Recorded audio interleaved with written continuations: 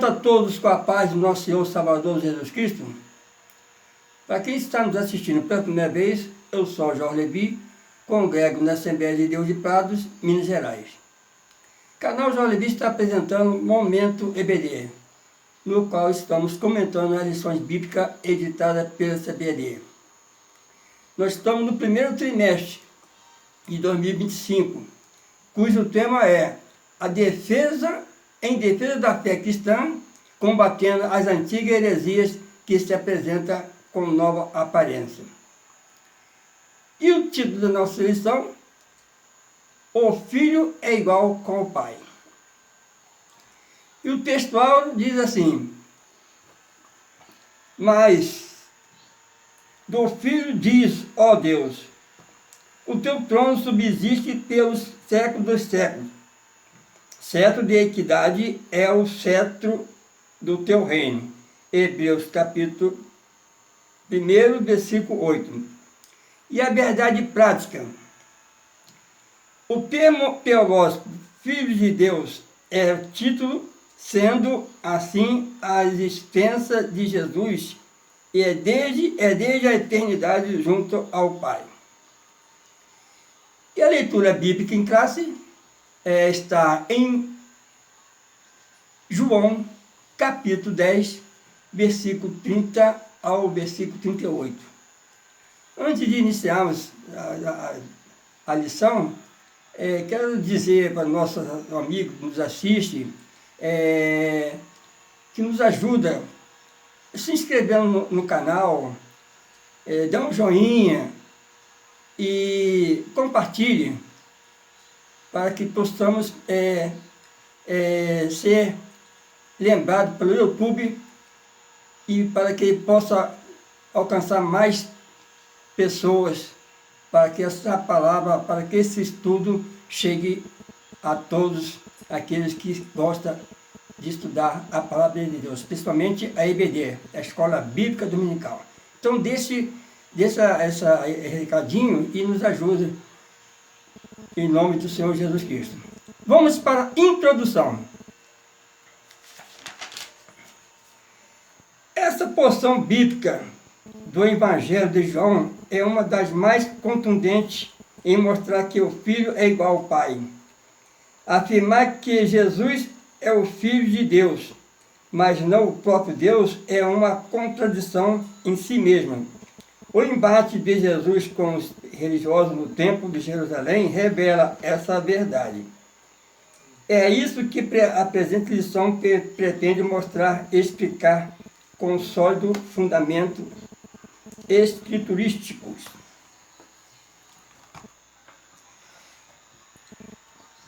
Aqui nós, no início dessa lição, que nós estamos estudando nesse trimestre, que é em defesa da fé cristã. E nessa lição de hoje, que tem o título que o Filho é igual com o Pai, aqui nós vamos estar abordando a relação entre o Filho e o Pai, enfatizando que Jesus é igual ao Pai e é uma verdade central na teologia cristã. Em Hebreus capítulo 8, Hebreus capítulo 1, versículo 8, destaca a divindade de Cristo, afirmando que o teu trono subsiste pelos séculos dos séculos. E essa relação é fundamental para a compreensão da natureza de Deus e da obra redentora de Jesus. Compreender a igualdade entre o Filho e o Pai é essencial para a fé cristã, pois afeta diretamente a nossa adoração, e a nossa compreensão da salvação, e a nossa identidade como Filho de Deus. A lição busca esclarecer esta verdade, com base sólida nas Escrituras Sagradas.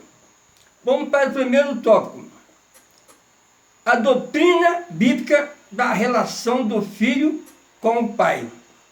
E o primeiro subtópico: a ideia de filho. O conceito de filho no pensamento judaico implica a igualdade com o pai.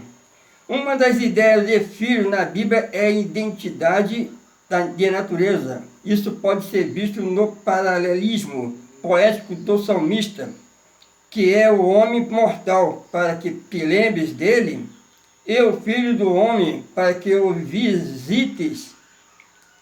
Salmo 84, Salmo 4, ou melhor, Salmo 8 e versículo 4. Esse paralelismo é sinonímico, em que o poeta diz algo e em seguida repete esse pensamento. Em outras palavras, a ideia de homem mortal é repetida em filho do homem. Outro exemplo encontramos nas palavras de Jesus. Assim vós mesmos testificais que sois filhos dos que mataram os profetas. Isso porque os escribas e fariseus consideravam os matadores dos profetas como seus pais.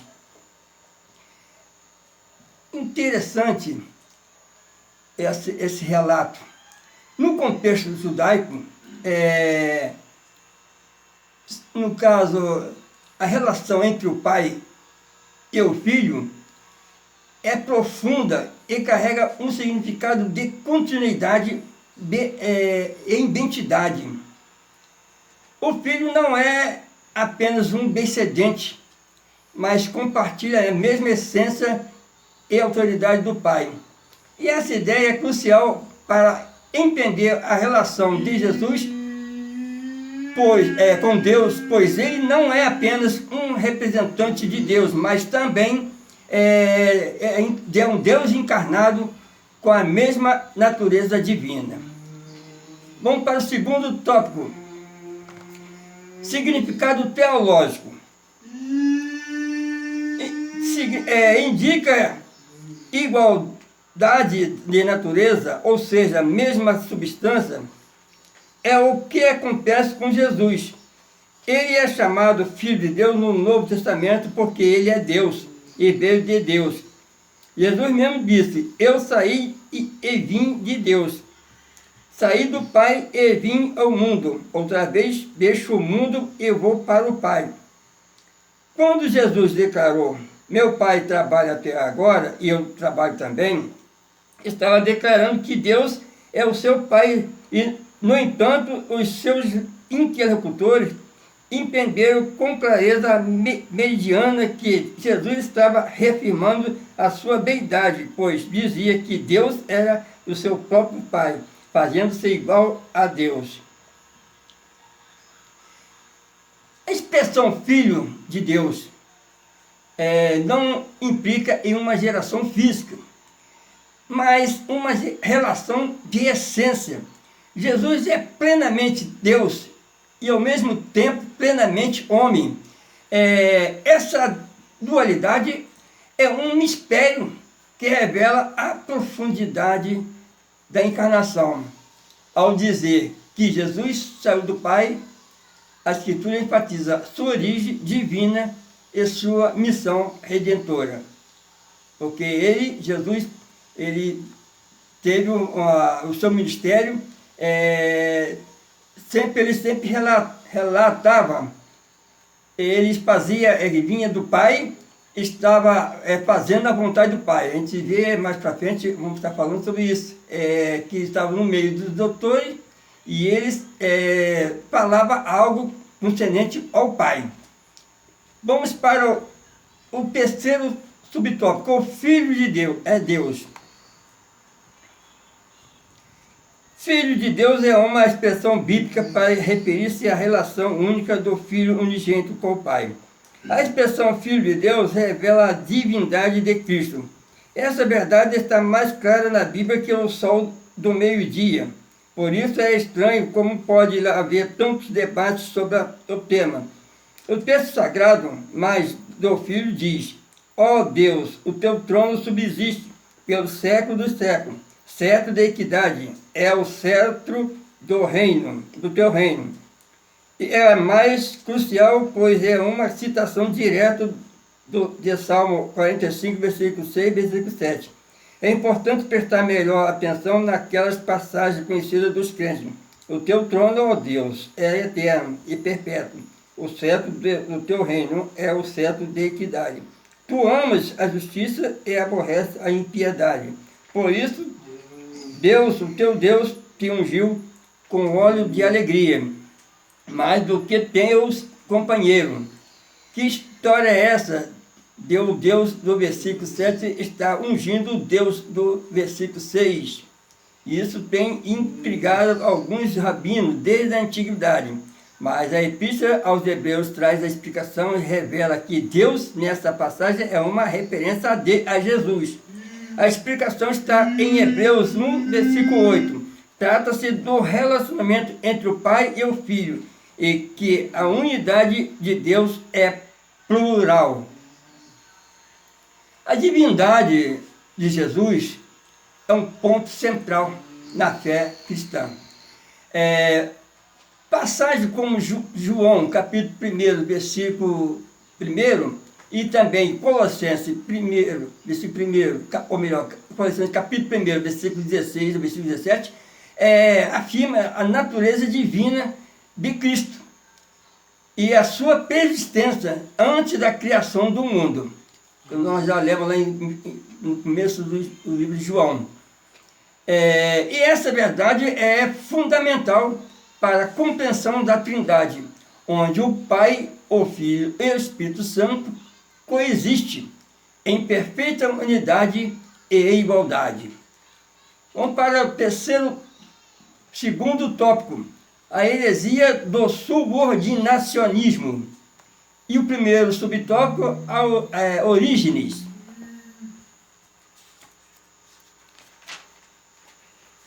O subordinacionismo é toda a doutrina que declara ser o Filho subordinado ao Pai, ou um Deus secundário, ou menos divino que o Pai.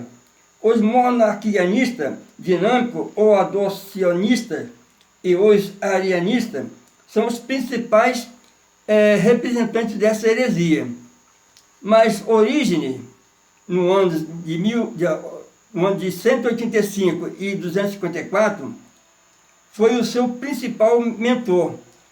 A vastíssima e complexa produção literária de Orígenes, ideias de acordo e contrária à ortodoxa da Igreja, como também ideias neoplatônicas e obscuras, de modo que desde a antiguidade os estudiosos do assunto estão divididos. Ele exerceu grande influência no Oriente por mais de 100 anos.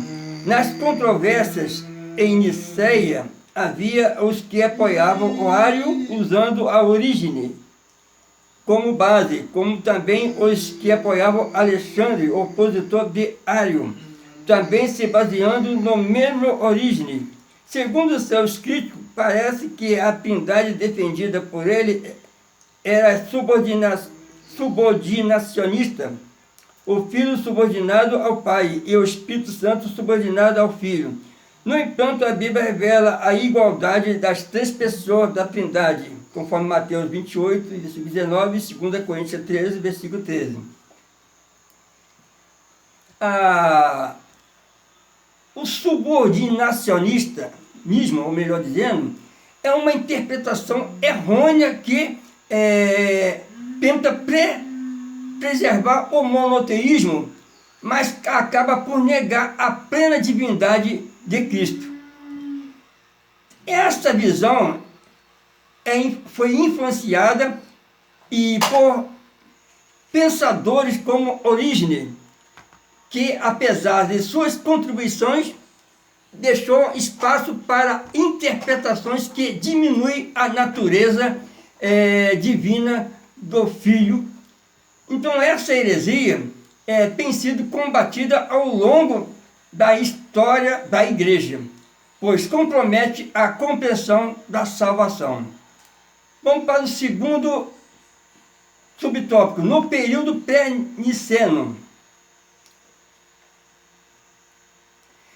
O subordinacionismo foi no século II e III uma tentativa ainda que equivocada, de preservar o monoteísmo, mas que negou a divindade absoluta de Jesus. Seus expoentes consideravam Cristo como Filho de Deus, inferior ao Pai. Eles afirmavam que o próprio Cristo declarava a sua inferioridade, e isso eles o faziam com base numa exegese ruim e numa interpretação fora do contexto de algumas passagens dos Evangelhos. Durante o primeiro século da Igreja, surgiram diversas interpretações sobre a natureza de Cristo. O subordinacionismo, ao manter a unidade de Deus, acabou por criar uma hierarquia entre as pessoas da Trindade.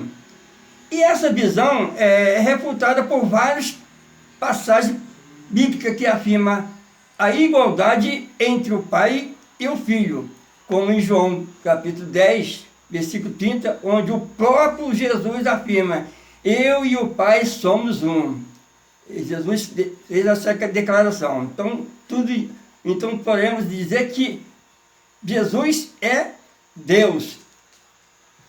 Então aí está a explicação. Então essa visão que era totalmente refutada por várias passagens bíblicas, que ela afirma que Jesus é o mesmo Deus. Ele fazia essa declaração contundente, afirmando que ele veio do Pai, que ele era o Pai, ele tornaria.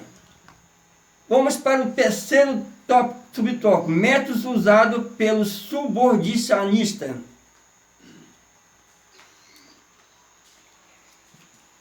Já estudamos até agora o ensino bíblico sobre Jesus como o verdadeiro homem e ao mesmo tempo o verdadeiro Deus.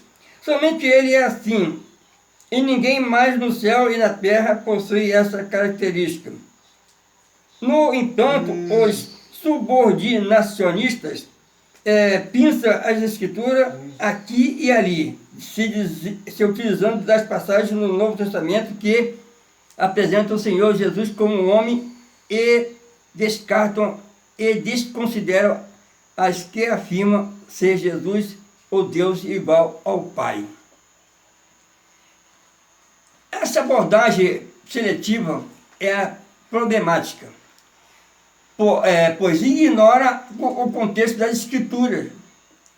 A interpretação correta deve considerar a totalidade da revelação bíblica.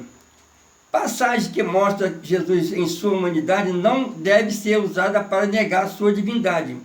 É crucial entender que mesmo em sua humanidade, Jesus nunca deixou de ser Deus. Nós observamos na Escritura Sagrada, nos Evangelhos, nós vemos várias passagens bíblicas, vários episódios, como Jesus, ele tinha totalmente a essência de Deus. Sim, podemos dizer naquele episódio, quando ele acalmou a tempestade. Aí ele estava mostrando sua essência de Deus. Então nós vemos que Jesus era o próprio Deus, igual ao Pai. Vamos para o terceiro tópico. Como o subordinacionismo se apresenta hoje? E o primeiro subtópico, no contexto islâmico. O islamismo não considera Jesus como filho de Deus, mas como o Messias e profeta, e coloca Maomé acima dele. Nenhum cristão tem dificuldade em detectar o erro de doutrina. O Alcorão afirma que é blasfêmia dizer que Jesus é o Filho de Deus.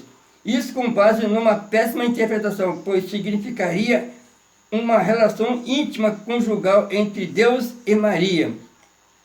O mais grave é que seus líderes afirmam que os cristãos pregam esse absurdo, conforme está lá em Judas 10. Lamentamos dizer que até mesmo Satanás e os seus demônios reconhecem que Jesus é o Filho de Deus Altíssimo. A expressão Filho de Deus no Novo Testamento significa a sua origem e a sua identidade. E não segue o mesmo padrão de reprodução humana. Jesus foi concebido pelo Espírito Santo.